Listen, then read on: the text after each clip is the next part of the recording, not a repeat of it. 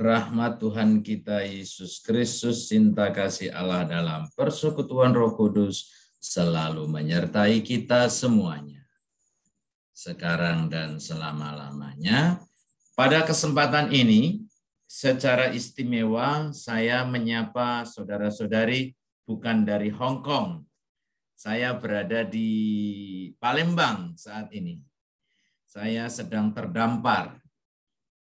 Saya sebetulnya sedang tidak dalam liburan, tetapi dalam perjalanan dari Roma ke Hong Kong, transit di Doha, saya ditolak untuk masuk ke pesawat karena ada satu syarat PCR yang agak sedikit cacat, sehingga saya tidak boleh terbang ke Hong Kong, sehingga saya diterbangkan di Jakarta. Nah, itu ceritanya mengapa sekarang saya berada di Indonesia. Liburan yang tidak sengaja. Maka sekarang saya menyapa dalam keadaan ruangan yang agak gelap. Sudah saya berusaha sedemikian rupa, tetapi ternyata lampu di Palembang tidak begitu terang. Baiklah, judul atau tema yang saya angkat adalah dapatkah kamu meminum cawan yang harus kuminum? Tentu saudara-saudari tahu dengan pasti bahwa ini bukan kata-kata saya, tetapi adalah pertanyaan dari Tuhan Yesus kepada dua orang murid, yaitu Yakobus dan Yohanes. Mengapa saya memilih ini? Karena kita sekarang berada pada masa Prapaskah.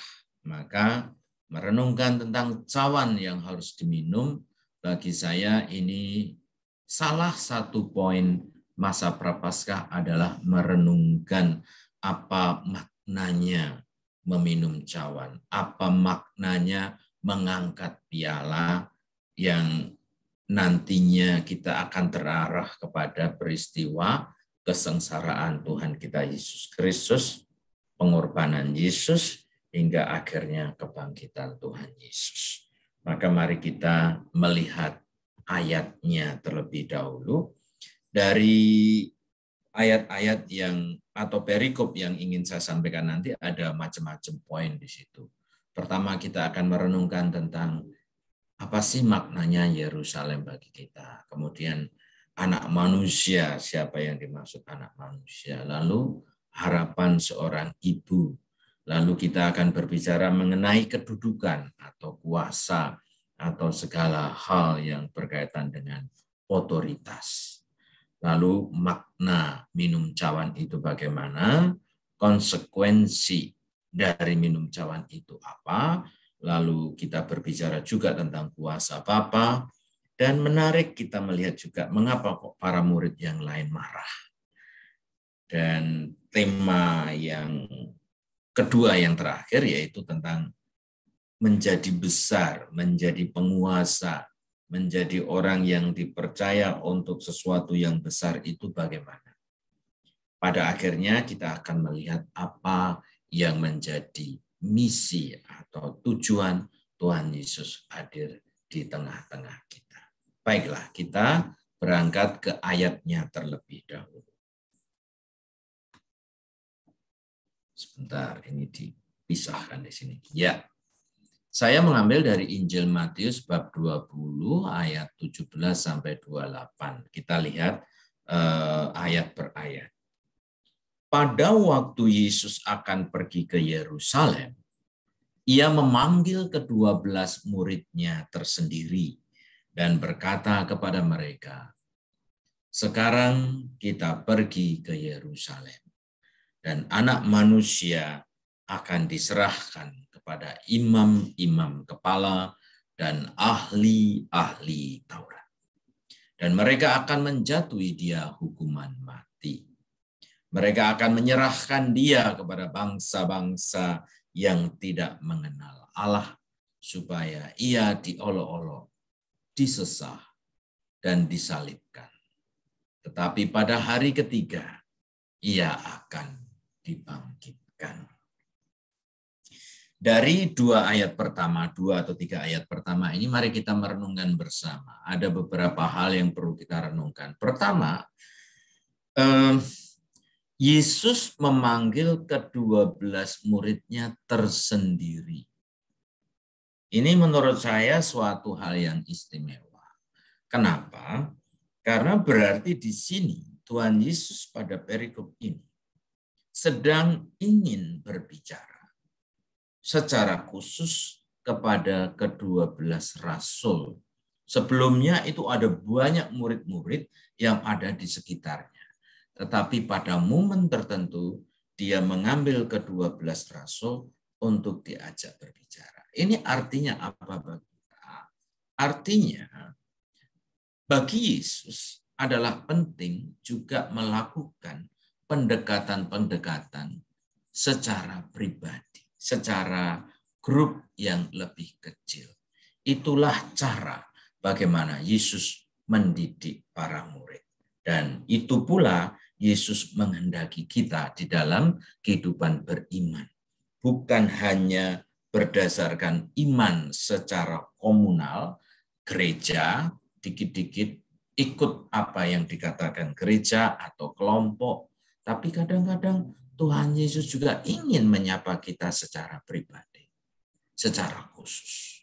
Maka kerinduan kita semoga juga bukan hanya kerinduan untuk berkumpul dengan saudara-saudari seiman seperti saat ini kita berkumpul, tentu ini sesuatu yang indah, tetapi ada saatnya bagi kita untuk sungguh-sungguh masuk ke dalam kehidupan Yesus secara personal.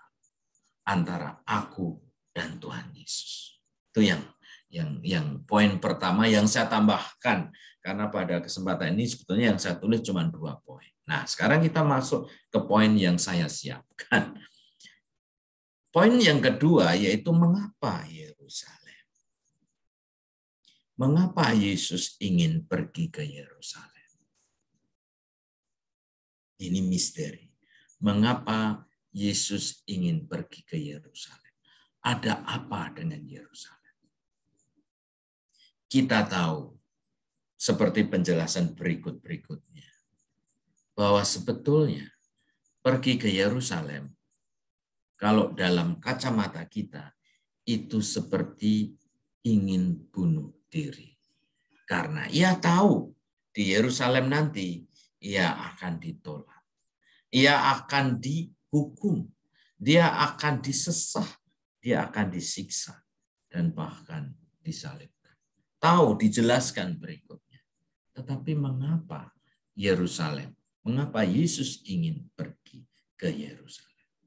Nah, saudara-saudari yang dikasihi Tuhan, Yerusalem mempunyai makna yang sangat dalam karya keselamatan Allah, khususnya pada perjanjian lama, di mana Yerusalem itu menjadi pusat keagamaan, menjadi pusat di mana Yerusalem dianggap sebagai kota Tuhan, kota yang suci.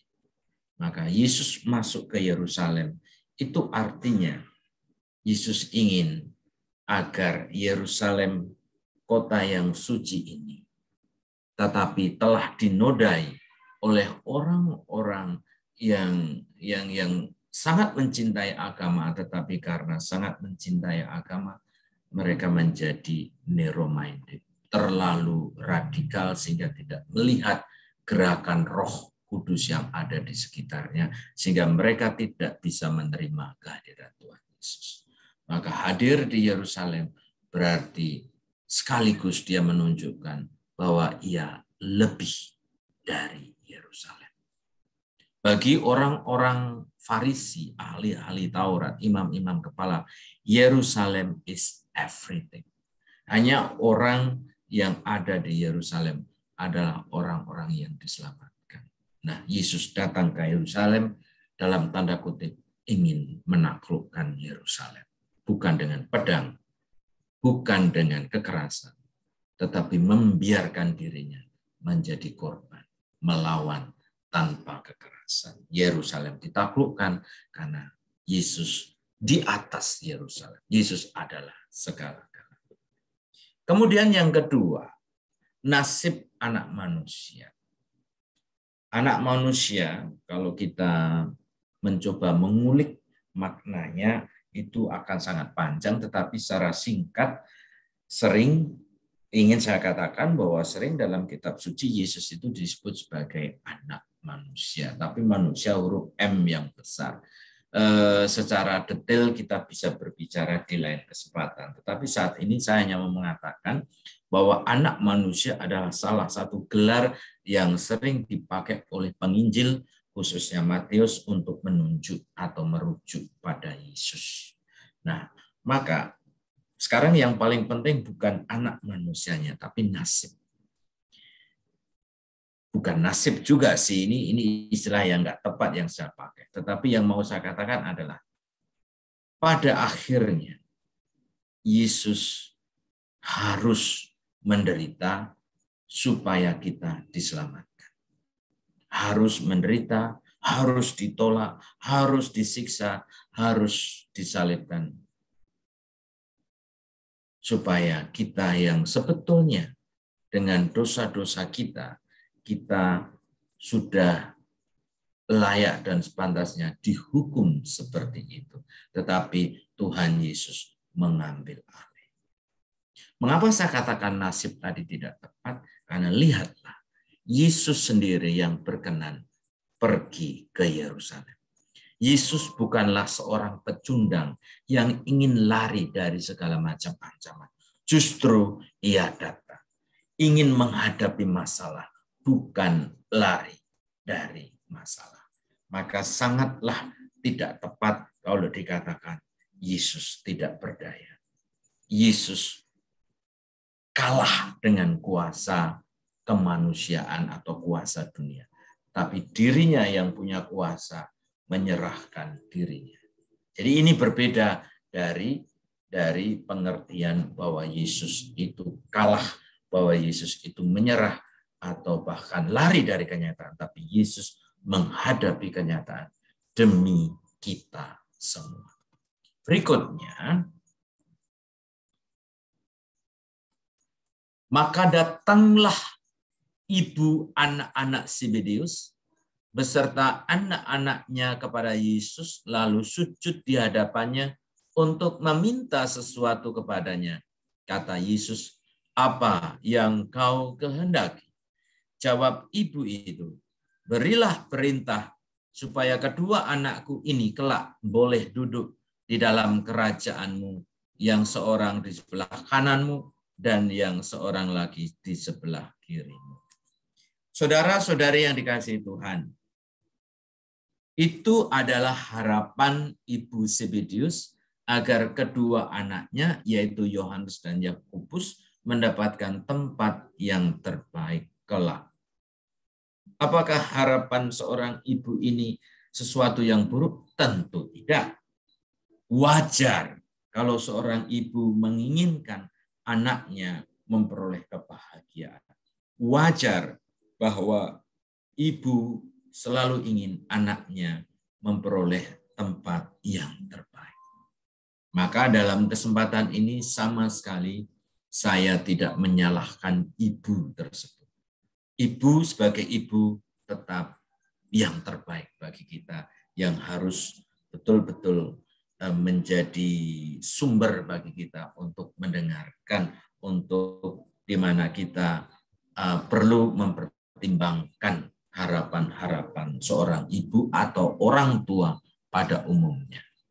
Tetapi dalam konteks ini, permintaan ini ada pada momen atau kesempatan yang enggak pas, yang tidak pas. Yesus bukan dalam bacaan, tapi dalam kalimat sebelumnya, itu kan mengajak para murid untuk prihatin, untuk sedih, untuk bersatu hati, berbela rasa, karena anak manusia akan ditolak. Jadi Yesus berbicara tentang kesengsaraan.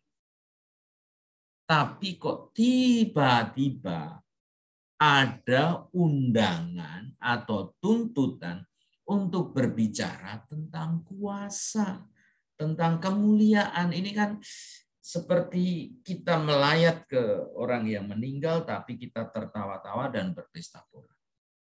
Nah, momen itu yang saya lihat sebagai sesuatu yang tidak pas yang diminta oleh Ibu Zebedeus.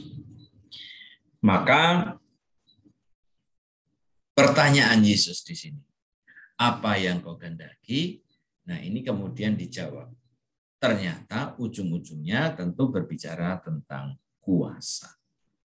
Tentu sekali lagi wajar ketika orang mengikuti Yesus atau mengikuti seseorang, lalu kita in the future menghendaki tempat yang terbaik, berarti berbicara tentang kuasa.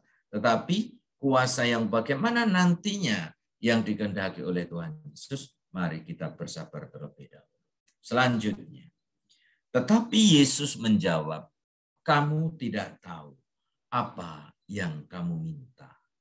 Dapatkah kamu meminum cawan yang harus kuminum? Kata mereka kepadanya, kami dapat. Nah, ini dia. Tuhan Yesus tidak marah. Meskipun tiba-tiba dia diajak berbicara tentang topik yang sebetulnya tidak dia kehendaki. Dia sedang berbicara tentang penderitaan, tapi tiba-tiba diajak, digiring untuk berbicara tentang kedudukan. Tetapi bagaimanapun Yesus tidak marah dan berdialog.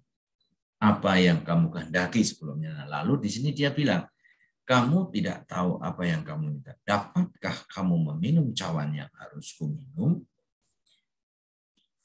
Apa artinya minum cawan? Minum cawan yang harus kuminum, ya, bukan minum cawan perjamuan yang bukan diminum Yesus. Artinya apa? Minum cawan yang harus diminum oleh Tuhan Yesus artinya undangan. Beranikah atau maukah kamu ikut memikul salib dengan saya? Maukah kamu sengsara seperti saya? Maukah kamu ikut menderita bersama saya? Kurang lebih seperti itu undangan Tuhan Yesus. Bukan kok meminum cawan untuk berpesta seperti kebiasaan orang Yahudi. Tetapi meminum cawan yang harus diminum berarti meminum cawan yang setelah melalui proses ditolak, disesah, disalibkan, dan akhirnya bangkit. Itu yang dikehendaki oleh Tuhan Yesus. Tetapi dengan entengnya mereka mengatakan, kami dapat. Wow.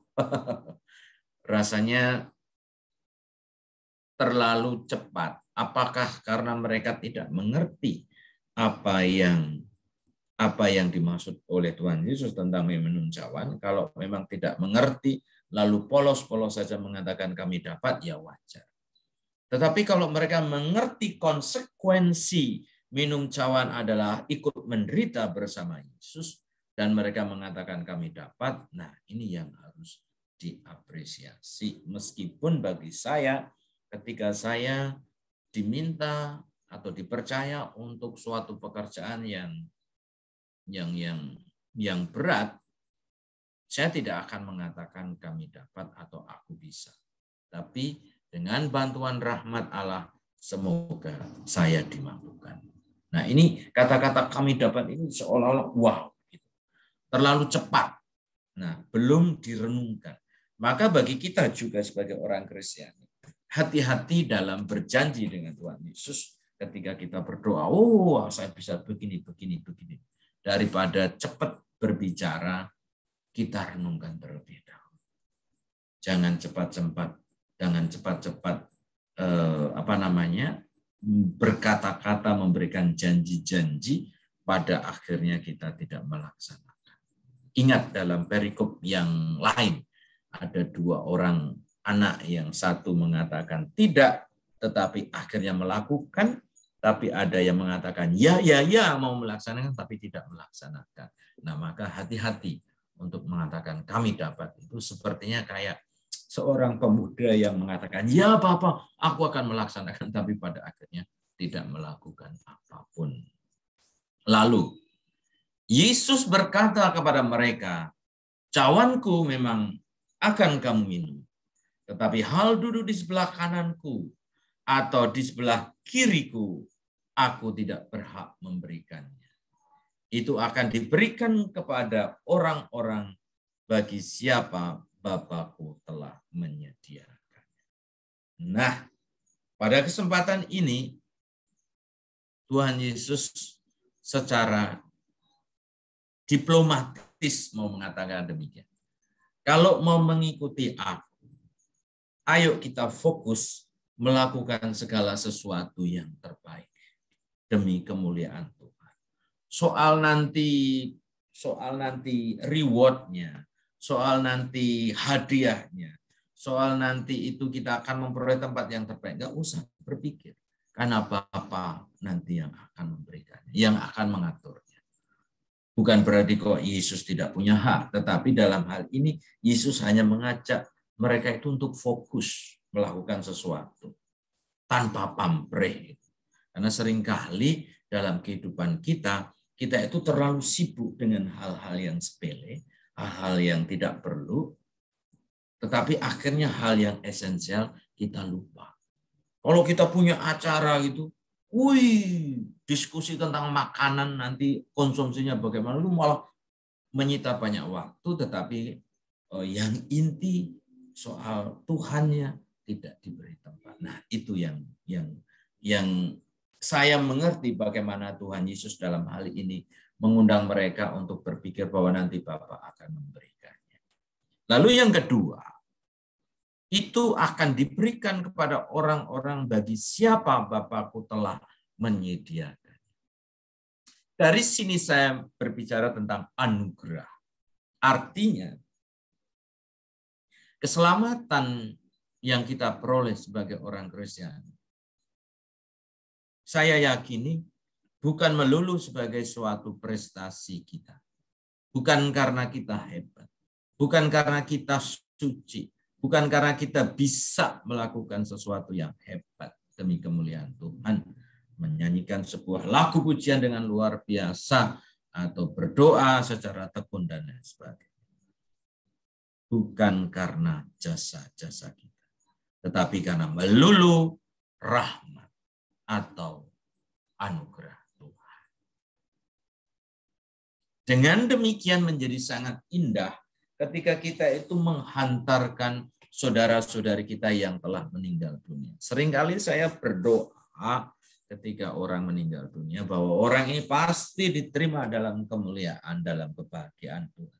Bukan karena kehebatan, tetapi melulu karena belas kasih dan rahmat Tuhan. Karena tanpa belas kasih atau rahmat Tuhan, kalau kita itu mengandalkan prestasi, kehebatan kita dalam beragama, dalam beriman, saya ragu kita semua yang ada di Zoom ini bisa masuk surga. Termasuk saya. Saya nggak yakin kalau tanpa rahmat Tuhan, meskipun saya romo, tapi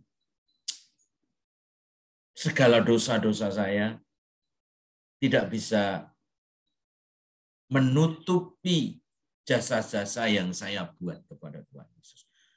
Jasa saya begitu kecil dibandingkan kedosaan saya. Maka tanpa rahmat anugerah pengampunan Tuhan, saya nggak yakin. Jadi sekali lagi, justru karena Allah itu berbelas kasih, maka yang paling penting sekarang adalah berusaha sebaik-baiknya. Kalau jatuh ya bangkit lagi. Kalau berdosa ya bertobat lagi, gitu aja. Jadi ringan. Lalu juga dengan ini kadang-kadang kalau ada saudara-saudari yang kecewa, misalnya ada saudaranya atau temannya yang mualaf, pindah agama, lalu marah-marah. Kalau saya sih ringan-ringan saja. Kalau mereka mualaf atau pindah agama apapun, ya berarti memang dia tidak memperoleh anugerah menjadi seorang Kristiani. Jadi gampangannya gitu. Kalau memang akhirnya berpisah, ya mungkin rahmat Tuhan mengarahkan ke tempat yang lain. Jadi lebih ringan. Berikutnya, ini yang terakhir. Mendengar itu, marahlah ke 10 murid yang lain kepada kedua saudara itu. Tetapi Yesus memanggil mereka lalu berkata, kamu tahu bahwa pemerintah bangsa-bangsa memerintah rakyatnya dengan tangan besi, dan pembesar-pembesar menjalankan kuasanya dengan keras atas mereka. Tidak demikian di antara kamu. Barang siapa ingin menjadi besar di antara kamu, hendaklah ia menjadi pelayanmu. Dan barang siapa ingin menjadi terkemuka di antara kamu, hendaklah ia menjadi hamba. Sama seperti anak manusia, ia datang bukan untuk dilayani, melainkan untuk melayani. Dan untuk memberikan nyawanya menjadi tebusan bagi banyak orang. Nah, tadi pagi saya juga mengirimkan renungan, lalu saya mengatakan saya fokus ke kemarahan para murid. Nah, saya ulangi bagi yang sudah mendapatkan renungan saya. Mengapa para murid marah dengan permintaan Ibu Zebedeus untuk kedua murid yang lain, yaitu Yakobus dan Yohanes? Mengapa mereka marah? Kalau mereka marah karena seperti yang saya uraikan tadi, bahwa Yesus itu sedang mengajak prihatin. Kok kemudian diajak berbicara tentang puasa? Kayak nggak fitting gitu loh.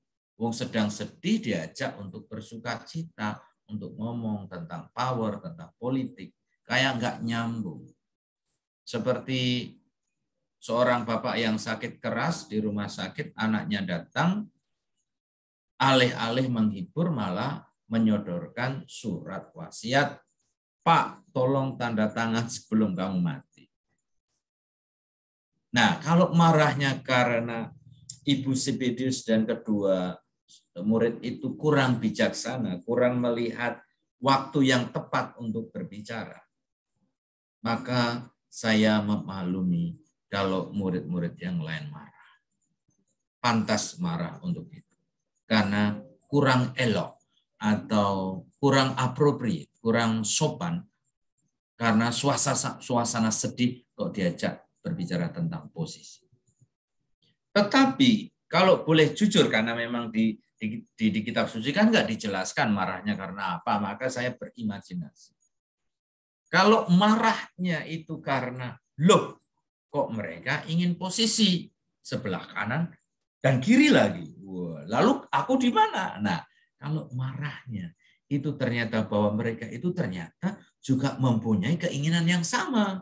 Ingin memperoleh tempat yang terbaik, ingin bersaing, ingin mendapatkan tempat yang lebih baik daripada yang lain. Nah, kalau marahnya seperti ini, nah ini yang harus kita waspadai di dalam kehidupan kita.